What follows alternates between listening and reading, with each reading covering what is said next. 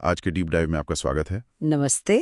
हमारे पास है Haryana registration and regulation of societies act 2012 का टेक्स्ट, और आज हम खास तौर पर धारा 85 से 89 को देख रहे हैं। जी।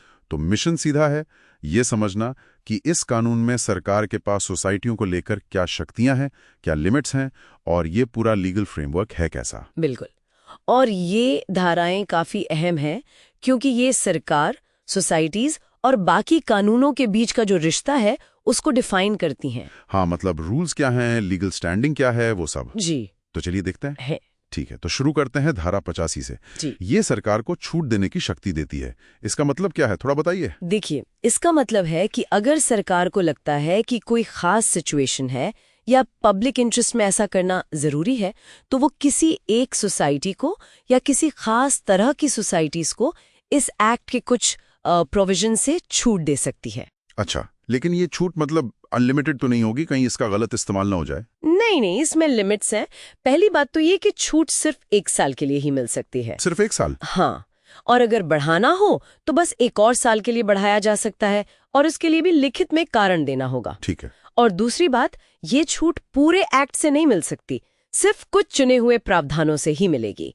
तो इसका मकसद शायद यही है कि इमरजेंसी में या कोई बहुत यूनिक किस्म की सोसाइटी हो तो थोड़ी फ्लेक्सिबिलिटी रहे। समझ गया, वाजिब लगता है। अब धारा 86 पर आते हैं। सरकार निर्देश जारी कर सकती है, ये क्यों जरूरी है? ये आप समझिए, सरकार को एक तरह का सुपरवाइजरी रोल देता है। अगर सरकार को लगे कि कोई सोसाइटी एक्ट या उसके नियमों को ठीक से फॉलो नहीं कर रही, तो वो उसे जरूरी डायरेक्शंस दे सकती है। अच्छा। इससे ये पक्का होता है कि सोसाइटीज कानून के दायरे में ही काम करें और अपने जो मकसद हैं उनसे भटके नहीं। मतलब एक तरह का कंट्रोल मैकेनिज्म है। ठीक है। इसके बाद है धारा 87, नियम बनाने की शक्ति। ये तो काफी फैली हुई लगती है। हाँ, ये बहुत जरूरी धारा है। ये सरकार को एक्ट के जो प्रोविजंस हैं उन्हें जमीनी स्तर पर लागू करने के लिए डिटेल्ड रूल्स बनाने का पूरा अधिकार देती है। डिटेल्ड मतलब किस तरह के रूल्स? अरे, इसमें सब कुछ आ जाता है, जैसे रजिस्ट्रेशन के फॉर्म कैसे होंगे, रिकॉर्ड कैसे मेंटेन करने हैं, फीस कितनी होगी, चुनाव की प्रक्रिया क्या होगी, ऑडिट कैसे होगा, एडमिनिस्ट्रेटर कब और कैसे नियुक्त होगा।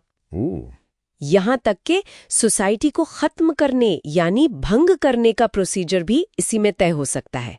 ये समझिए कि एक्ट को चलाने का पूरा ढांचा बनाने की पावर है ये। अच्छा, तो एक्ट हो गया मोटा मोटा सिद्धांत और नियम हो गए उसे चलाने के प्रैक्टिकल तरीके। दिलचस्प। जी। अब धारा 88 थोड़ी अलग है। ये कहती है कि ये एक्ट दूसरे कानूनों पर भारी पड़ेगा। इसका क्या असर होता है? ये इंटरेस्टिंग है। इसका सीधा मतलब ये है कि अगर इस एक्ट के किसी प्रावधान और हरियाणा के किसी दूसरे लागू कानून के बीच कोई आप कहे टकराव या इनकंसिस्टेंसी होती है, हाँ, तो इस एक्ट का प्रावधान ही माना जाएगा जब तक कि एक्ट में ही कहीं कुछ और न लिखा हो। मतलब ये एक्ट सुप्रीम हो गया सोसाइटियों के मामले में। एक तरह से हाँ, ये इसे सोसाइटियों के रेगुलेशन के लिए एक स्पेशल कानून जैसा बना देते, शायद इसलिए ताकि सोसाइटियों के लिए एक क्लियर और यूनिफॉर्म लीगल फ्रेमवर्क रहे। ठीक है। और आखिर में धारा 89, ये अदालतों के अधिकार क्षेत्र पर रोक लगाती है। ये क्या कहती है? ये धारा कहती है कि सिविल कोर्ट उन मामलों में दखल नहीं दे सकती जिन्हें इस एक्ट के तहत रजिस्ट्रार या दूसरे नियुक्त अधिकारियों को तय करना है या निपटाना है। अच्छा। और इससे भी आगे बढ़कर सरकार या रजिस्ट्रार या किसी और अथॉरिटी ने इस एक्ट के तहत जो भी आदेश दिया है उस पे किसी भी कोर्ट में सवाल नहीं उठाया जा सकता। क्या मतलब? तो अगर किसी सोसाइटी के चुनाव में मान लीजिए कोई धांधली का आरोप है, तो सदस्य सीधे सिविल कोर्ट नहीं जा सकते, उन्हें पहले रजिस्ट्रार के पास जाना होगा। बिल्कुल, पहले एक्ट के तहत जो मशीनरी है जैसे रजिस्ट्रार, उनके पास जाना होगा। ये डिस्प्यूट रेजोल्यूशन के लिए एक अलग एडमिनिस्ट्रेटिव सिस्टम बनाता है। इसका मकसद शायद ये हो कि मामले जल्दी निपटें, पर हाँ, ये कोर्ट के जरिए जो समीक्षा होती है, जुडिशियल रिव्यू, उसे लिमिट जरूर करता है। समझ गया। तो चलिए इस डीप डाइव को अब समेटते हैं। हमने देखा कि सरकार के पास काफी शक्तियां हैं।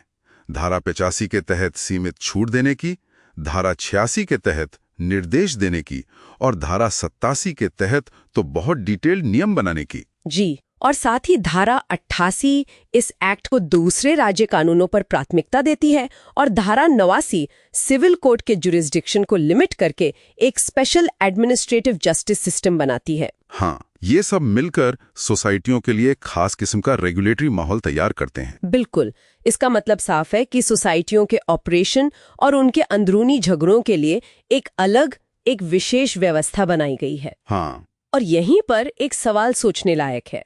जब एक्ट सरकार और उसके अधिकारियों को इतनी पावर देता है और धारा 89 के तहत कोर्ट का रास्ता भी कहिए सीमित कर देता है, तो फिर ये सिस्टम उन सोसाइटियों और उनके मेंबर्स के प्रति जवाबदेही और निष्पक्षता मतलब फेयरनेस कैसे सुनिश्चित करता है? ये तो बड़ा सवाल है। जी, ये एक ऐसा पॉइंट है जिस पर आगे सोचने की जरूरत है कि यह बैलेंस कैसे बनता है।